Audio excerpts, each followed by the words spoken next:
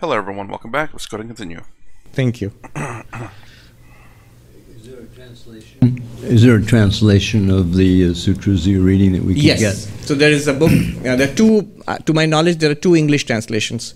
The older one by Swami Tejomayananda of the Chinmay Mission, and the latest one, Advaita Makaranda, the Nectar of Non-Duality, by Swami Atmarupananda, published by Advaita Ashram, I think. It's an inexpensive little book. It's easily available. The lady there, yes. Tell us your name and ask the question. Namaskar, I'm Swami. I'm Anita, housewife. I have a questions of three, like always. We are into bhakti, like ISKCON. So, according to Bhagavad Gita, there is Karnodakashaya Vishnu, who pervading whole universe, and Garbhodakashaya Vishnu, and Kshirodakashaya Vishnu. And one more question is, consciousness is only through realization. When we get the realization, we can know the consciousness. That is the second one. What I mean, one body, single body, we have so many of, do we have one soul, so many of bacteria present in us. So can we tell, Karnodakashaya is whole, we are pervading, Aham Brahmasmi? Yeah. So my advice to you would be not to mix up the two approaches. One is a bhakti approach. One is a jnana approach. If you mix them up, the results will be devastating. I'll pause right there because it looks like that's a good pause point. Interesting. I thought it's always best to do all four. Maybe that's perhaps strictly Advaita Vedanta, to have a little bit of everything. Maybe one, obviously there could be one or two that are very strong with you, but generally speaking, knowing a little bit all of them is, I figured, good. But obviously, if there's one is the easiest, which I think for most people is the easiest, is Bhakti Yoga. Although I remember one commenter saying that Bhakti Yoga is the hardest and Raja Yoga is the easiest, which I don't know how, because meditation, it is super hard for me. At least for me, and I think for most people, I'm sure. And to say Bhakti is hard for them, Bhakti can be easy for me, but it's not to believe in a deity, it's to believe in humanity. So you could say believe in, if under the assumption that Brahman is not a deity, which throughout most of the cases here, it's not its existence itself. To say I believe in that, I would say yes. Bhakti to the existence itself. Very interesting that she's mixing. I don't understand her first question though. It sounds like she was just making statements. The second one didn't sound like a question either. But she says she follows Bhakti Yoga, which is just belief. Then she's talking about bacteria. And then are we part of that bacteria? Are we the bacteria? Or is the bacteria also part of the consciousness, which is Jnana Yoga, which this talks about? So where you must separate yourself from the body, whereas the other one is just to believe in believe or love God. Yeah. So, for example, let me give a small example. Do you realize this consciousness? Only when we realize it, then we know this consciousness. But we know this consciousness. How would you know anything? Only through consciousness. Right now you are knowing, right? You're seeing, hearing, smelling, tasting, touching. How is that possible? See, the Advaita approach is, you have to see it's dramatically different from anything else. Dramatically different. It's not believing in a text, believing in some kind of extra cosmic God. And so the bhakti approach begins with belief and faith and continues for a while, at least until you get, by the grace of God, you get a mystical experience or something. It continues on the basis of faith. But this is not on the basis of faith. This is on the basis of your current experience. At which point did I talk about Vishnu swimming in an ocean of milk or lying down, floating in an ocean of milk? Nowhere. At which point did I talk about you will do some sadhana, then you will realize something, and then you will know consciousness? Even the statement, I will know consciousness, shows a complete lack of understanding of what consciousness is. Question would be, forget all the spiritual stuff. Do you know anything now? Yeah. I am seeing, hearing. You say, I know, I am Anita. How do you know all that? What is it that is knowing anything right now? Just go back to first principles, our experience of life itself now. That's the Advaita approach. Advaita approach is, it's like that washerman who had a stone, and it was a diamond. He didn't know it was a diamond. And he went on scrubbing clothes with it until somebody told him it's a diamond, and if you sell it, you get lots of money and all your wants will be removed forever. We have the diamond. We think it's a stone, and we are scrubbing dirty laundry with it. What's the diamond? Consciousness itself. And what are we doing with it? We see, hear, smell, taste, touch. We love, we hate, we go through life, we suffer. Even suffering is because of consciousness. And we do spiritual practices. We do bhakti, yoga, jnana, all of these. All of these are possible only because of consciousness. If you're not consciousness, if you see God. But seeing God requires you to be conscious first. So it's a dramatically different approach. To understand this approach based on the Bhagavad Gita, you would have to read Shankara's commentaries on Bhagavad Gita. But you don't have to. You can take the bhakti approach and hold on to that. That will also take you to this. Sri Ramakrishna's beauty was that, He said through the bhakti approach, through the meditative approach, through the jnana approach, in every religion, you can reach that highest. All right. Yeah. Actually, Aham Brahmasmi, like Shankaracharya, he presented at a time he presented 8 places. And the same way, Krishna presented 16,000 places with all Gopikas. So how can we think that we are God, Aham Brahmasmi? That's the main question always I get. Never think that you are God. Oh. Brahman. Brahman here is not God. Okay. Brahman here is limitless consciousness. You are that which appears as Anita and Anita's God also. That consciousness. And the beauty of Shankaracharya is, a beauty of Advaita Vedanta is, to that question the reply will be, forget Shankaracharya, forget Krishna, forget anybody who ever lived. Look at your own experience right now. See, our minds are loaded with a huge amount of the past, the burden of the past. And massive amounts of beliefs and ideas and concepts. Advaita Vedanta says all of that is possible because of what? Look at your own experience. Not even answer. If I ask, what are you? You can say that I am a jiva, but that's just a concept. All concepts, all experiences are grounded in you, the consciousness. What is that? So think about that. All right, thank you. Thank you.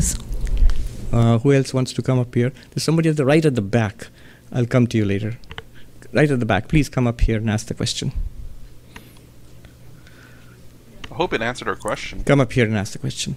I know people are sometimes afraid of questions. Like, well, you didn't quite answer it right. Tell us your name and ask the question. Sandhya, I just wanted to know if there is an ethical argument that Advaita has against, not against, but about artificial intelligence and the work that is being done. I know that science is something that we support, but trying to figure out what consciousness is and trying to program, where do human beings stand in our own search for figuring out who we are, and then there's this whole world that's being created, which, you see these science fiction movies and they show you these things taking over our world. So I think the answer to that is Advaita Vedanta has no issues with it because, it is an object created in this world. It is also existence itself, and consciousness. It is part of consciousness itself. I am kind of curious. Again, the statement I said last time. Some people have replied. I didn't quite understand. I have to read back those comments again. But I'm curious as to make this argument that, okay, because I generally do believe that robots and us are very similar in a lot of things. We have memory. We have RAM. So what RAM is in computer, it's just temporary memory, in a sense, short-term memory, like what we have. We have long-term memory and short-term memory, and then hard drives is long-term memory. Then you have the CPU, which is the brain. Then you have like a webcam as the eyes, and you can attach more things. So a computer is very simple. It doesn't have, you didn't attach a peripheral to sniff the air or taste the whatever you put on it or something. But it's very easy enough to do that. And I mean, there's obviously devices or chemicals out there that you can put it on it, and it'll tell you the chemical composition of it. That's how we know what's in things. And then to smell the air, there's, you know, devices out there that'll do that, so that, you know, if you go into a place, you know whether it's safe or not. Like, you know, methanes, like if it's a high concentration of methane that you need to get out of there, instead of using a bird, like in caves and stuff, where if the bird faints, then you need to get out of there. But there's now devices that can do that. So smelling, that's already being done by computers or machines. Tasting, that's already being done by machines, because you can drop something in there to find out what the chemical composition is. Sight, well, webcam. Hearing, microphone. Speaking, speakers. Got memory. Got short-term and long-term memory. Got a brain that can think. I mean, even our brain, I would say, is very much like a computer. That when we're babies, we're fresh. We don't know anything, so there's nothing in our brain.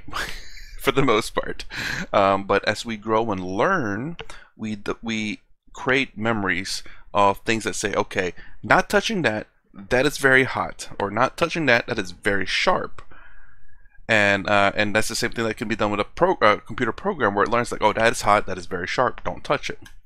So again, very similar so far to a computer, but now we get to the point of consciousness. Well, if everything is if Brahman only is, that means everything is consciousness. What makes us human is not unique, but they say consciousness does.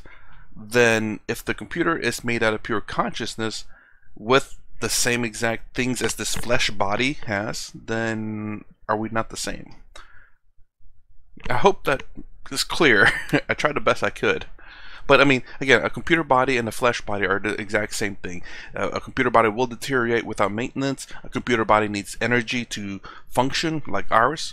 If we starve, we die. If the computer body runs out of energy, it doesn't necessarily die, but you know, you can hopefully charge it back up. And then consciousness, which is everything. Consciousness is. I hope that's clear. So is there an ethical argument against AI? I don't know really, because this AI thing is new, right? Artificial intelligence is new. And many people are worried. I just heard recently the person behind ChatGPT, Sam Altman, he's very worried. And he gave strong warnings in Congress last week. He was before a congressional committee, and he said that we should be very careful. He's the one behind this technology, but he said we should be very careful across the world and put guidelines and restrictions into place. Of course, there's an economic reason. Lots of people are going to lose jobs, huge economic dislocation, all of that. That's a big problem. But there's a deep psychological problem, which he has pointed out. And I think that's worth considering, quite apart from spirituality, religion. If you see, AI threatens our very idea of who we are. A car doesn't do that. You don't want to compete against a car. You know, I can run faster than the car. No, you don't want. I can't even run faster than, say, a dog. So I know it's okay that I have some physical limitations. A machine like a car can go much faster. A crane can lift much more weight than I can. Physically, I have no problem with machines being better than me. It's okay, and they'll help me. To some extent, it was okay. You know, we got a little scared when Deep Blue defeated Grandmasters, and we have people here who program Deep Blue, and also, we got a little scared because these machines are more intelligent than our most intelligent human beings. You know, Deep Blue, for those who don't know, it's built for chess, I believe, AI and chess building. I think it was defeated though. So Deep Blue was, I believe, a chess thing, and beat the best, I think, chess grandmaster in the world. But I think it's been defeated too. So we still on top, kind of, maybe. But now we have machines, and not only machines. There's not some powerful computer somewhere in a lab. It's available to everybody all the time. And they do many things which you are doing, and they will keep on doing, increasing the capacity to everything that we are doing, especially at the more subtle levels. Literature, poetry. We all thought that the age of machines will come, and then it will just give more leisure to us so that we'll be freed of all the drudgery and we can do the wonderful things which only we human beings can do. Art, literature, poetry, and no, the machines jumped ahead of us. They started doing that stuff. And next they'll say, you do the drudgery. It reminds me of, what are we there to do? We are there to program the machines. That reminds me of an old Reader's Digest joke. When the first rockets were going into space, so they sent up dogs and chimps into space. So they set up a joint team of, it's a joke, of an astronaut and a chimpanzee.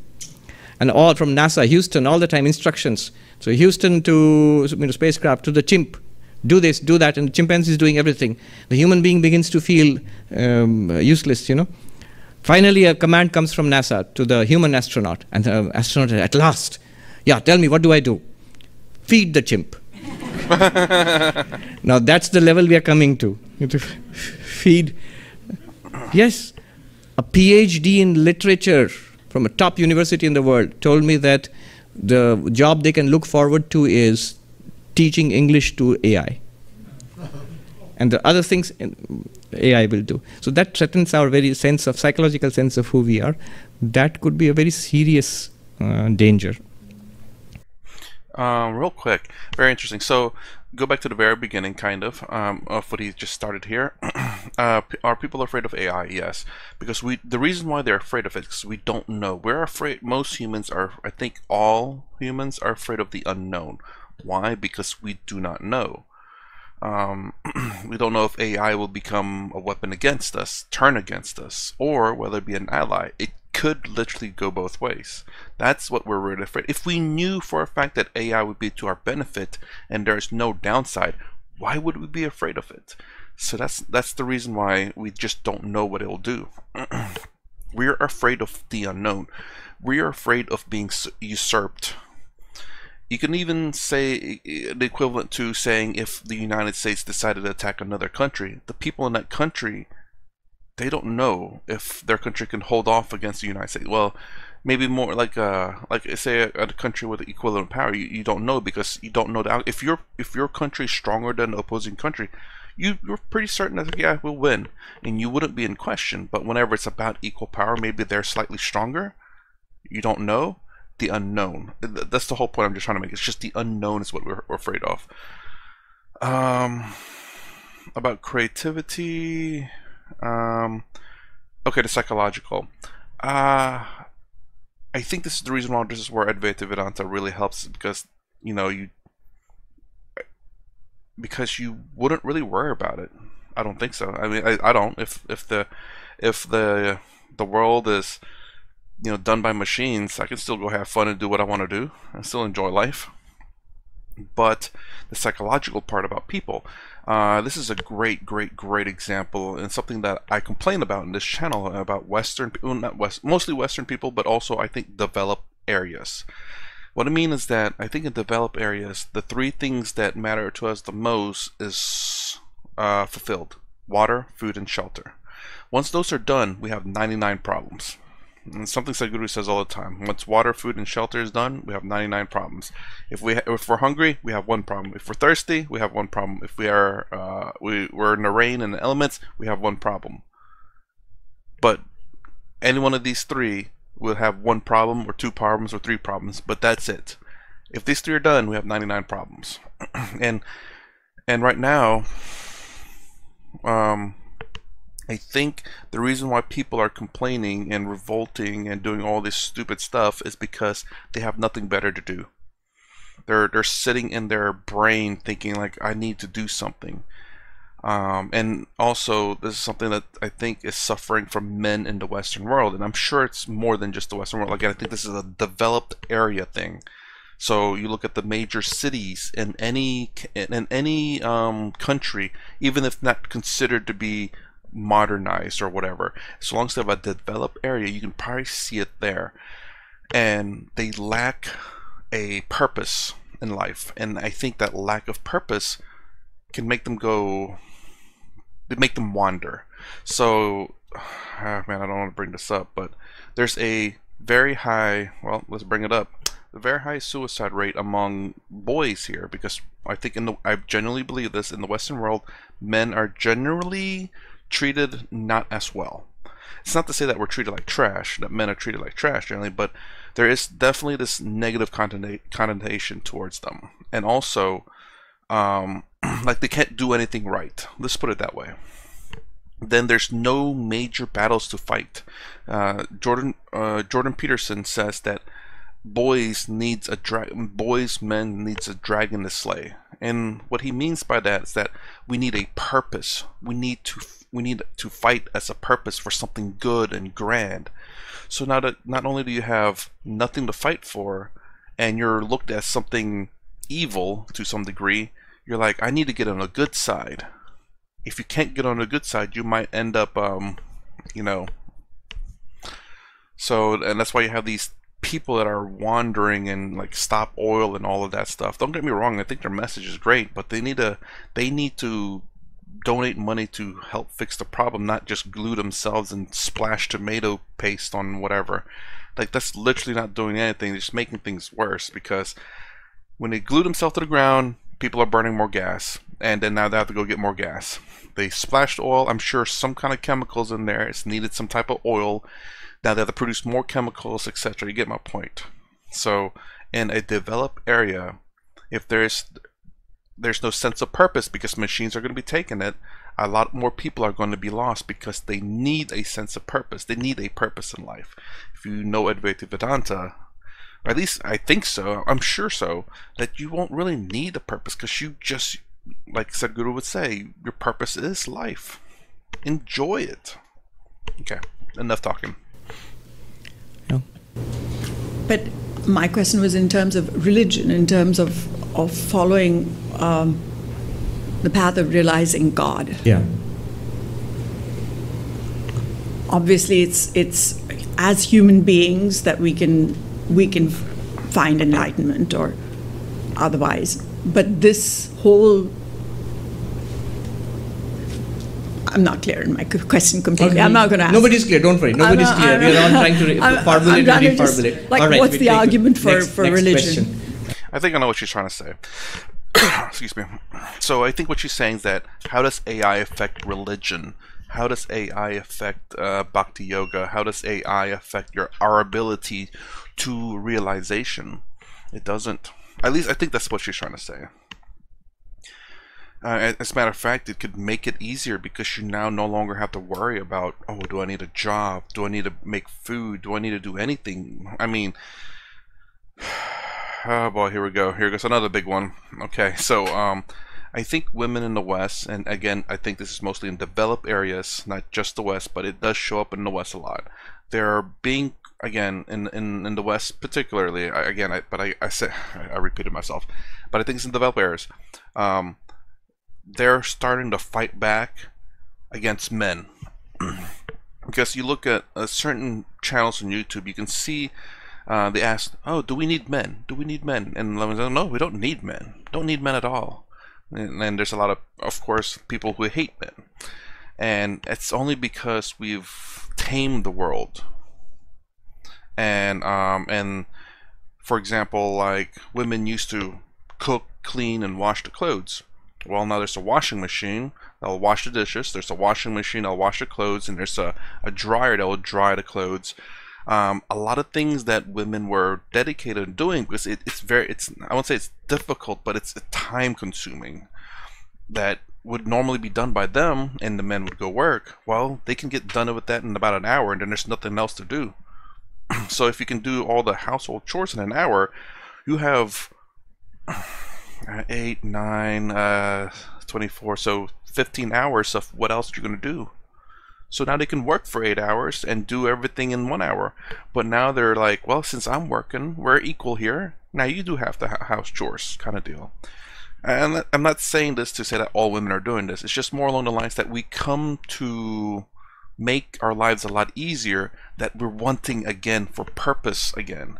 Because it's pretty boring.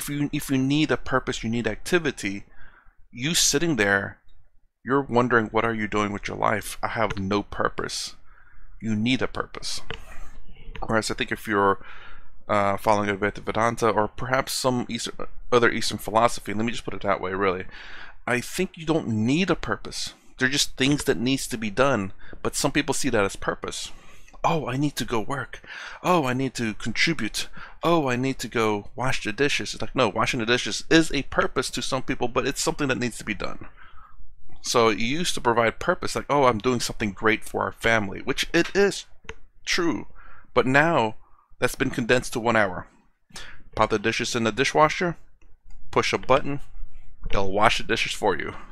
So this goes back to, again, with AI, though, that a lot of things are going to be automated.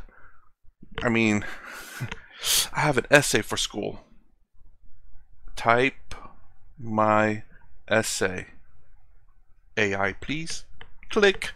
Oh, there's my essay. Sweet. You know, we're going to school. Like, I mean, this is what Sadhguru was talking about too. Again, I keep referencing him because he did talk about the AI stuff.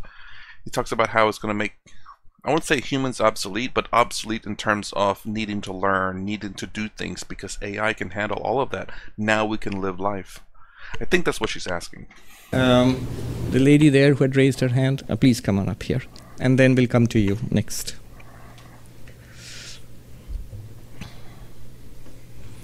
Tell us your name and ask the question. Yes, my name is Emily. And my question is, why is this isness bliss? Satchit Ananda, if Ananda is beyond a feeling of like happiness, why do we name it as such? So this is a question many people ask, and many people say that you talk about existence, you talk about isness, you talk about consciousness, the shining, but you don't talk much about the bliss aspect of it, Ananda aspect of it. I have on occasion, but let me explain here. The moment we say Ananda, bliss, what comes to our mind? A feeling, a nice feeling, maybe the nicest feeling. And then when you next say that it's not a feeling, then why are you calling it bliss? But think, exactly the same thing is true of existence and consciousness. When we think of existence, what do we think of? We think of existing things. Table, human being, even space is an existing thing, existing entity. We don't think of existing itself, existence itself. Existence itself is not an existing thing. Even the I am is not an existing thing. When you say I am and you think it's an existing thing, an entity, then you're thinking about the ego. That's what Vivekananda meant when he said it's not something that exists, it's existence itself. The example, good example is gold and ornaments. So you have bracelets and rings and tiaras and whatnot. And then somebody comes and tells you the reality of all of these is gold. Now if you start looking for one more ornament called gold, you'll never find it. If you think, alright, there is necklace and tiara and bracelets, and now I'm being told the real thing is gold. So which is the one? Let me look through the catalog of ornaments. Will I find gold anywhere? Nowhere. And then if you come to the conclusion, gold doesn't exist then, you'll be entirely wrong. In fact, it's just the other way around. It is gold that exists. The ornaments, bracelet, tiara, necklace, they are names and forms imposed upon gold. Exactly like that. Consciousness, when we say consciousness, what comes to mind? Thoughts, feelings, emotions. In fact, when you go to consciousness studies, what do they study?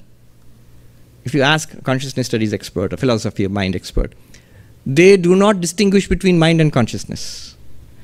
They say, oh, we study thoughts and emotions and pain and pleasure and memory and all of this is consciousness studies. No. These are all powered by consciousness. They're lit up by you, the consciousness, and then you experience thoughts, feelings, emotions, and ideas. But each conscious experience is not consciousness itself, no more than a golden ornament is gold by itself. The reality is gold, but then it has been given a particular name and form. Similarly, the reality is consciousness, and it's been given a particular experience of thinking or pleasure or pain. Consciousness continues. Similarly, now we have to understand Ananda. Ananda by itself is not a particular feeling. It is that when reflected in the mind gives us the feeling of joy. See, in our life, we exist We think, we have conscious experiences, but we also we look for meaning, purpose, fulfillment, beauty, joy, pleasure. And what we are looking for is ananda. Just as existing things depend on sat, pure existence. All conscious experiences depend on chit, pure consciousness. All pleasurable feelings, all happiness, all kinds of bliss and joy, they depend on ananda. One example I'll give you that will make it clear. When I look at my face when you look at your face in the mirror, you see your face reflected in the mirror. But the reflected face is not your real face. Your real face could be reflected in 100 mirrors, you would see 100 different faces, 100 different reflections of the same face. A better mirror will give you a better reflection. You see it in a pool of muddy water, it will give you a vague reflection. See it in a pool of clear water, it will give you a clearer reflection. See it in a mirror, a dirty mirror, one reflection. Polished mirror, one reflection. In a titanium polished mirror, the best reflection. They are all reflections of one reality. Right? When you are seeing your face in the mirror, you are seeing a reflection of your face. You are not actually seeing your face directly. The advantage of the reflection is it can be seen. But the problem with the reflection is it's not real. It's not really your face. And now notice the connection between the reflection and your real face. The reflected face depends on your real face. Unless the face is there, unless a mirror is there, there will be no reflection. But your real face does not depend on the reflection. Take away the mirror, take away the reflection, you can't see it anymore. Doesn't mean that your face is gone. None of us are anxious. Mirror anxiety. If I lose my mirror, what will happen? I'm gone. No. I can see myself in one mirror, I can see myself in 100 mirrors, I'm still the same. Now, the bliss, the happiness that we experience in life, worldly happiness, even spiritual happiness. Upanishad talks about the three kinds. What Sri Ramakrishna used to call Vishayananda, Bhajanananda, Brahmananda. The Vishayananda is your nature as Ananda reflected in the pleasures of the world. Bhajanananda is your nature reflected in spiritual life, in meditation, prayer, devotion. There is a great joy in bhakti. That is Bhajanananda. And that will be there, the more spiritual we are. But what is being reflected in all of that, that itself is Ananda.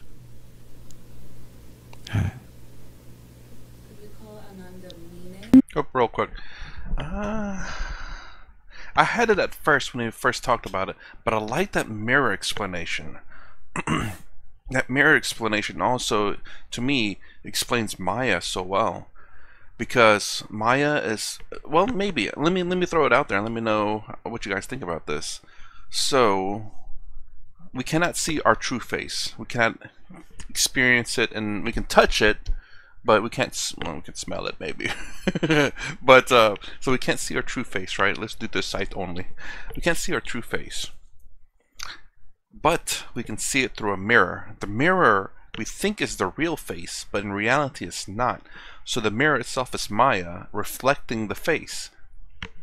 That's, I don't know if that's been said before. It finally clicked for me for that one, at the very least. Dream, no doubt. But mirror is a nice explanation too, to explain Maya.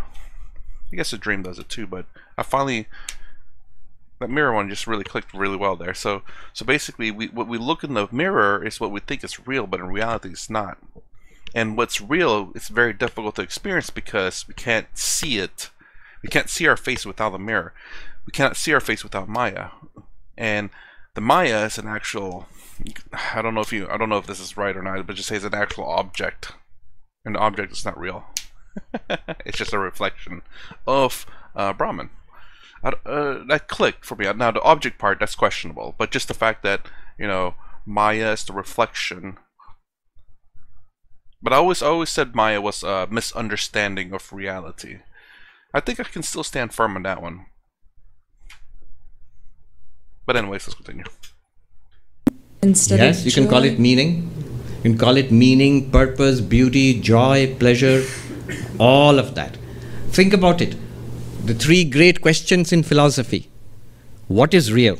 Oh, Just pause it right there because I'm going a little bit too much, and I do have. Well, I guess I'll save it for that video. Anyways, we'll save the next part because again. Anyways, hope you understand my questions and my statements there. Again, let me know if I'm wrong. Let me know. I'm not gonna sit there and say I'm 100% right. Hold on, right there. Check. 100% right. 100. Anyways, if you like my content, please consider subscribing. Thumbs up and sound down below. Thanks for watching. I'll see you in the next vid.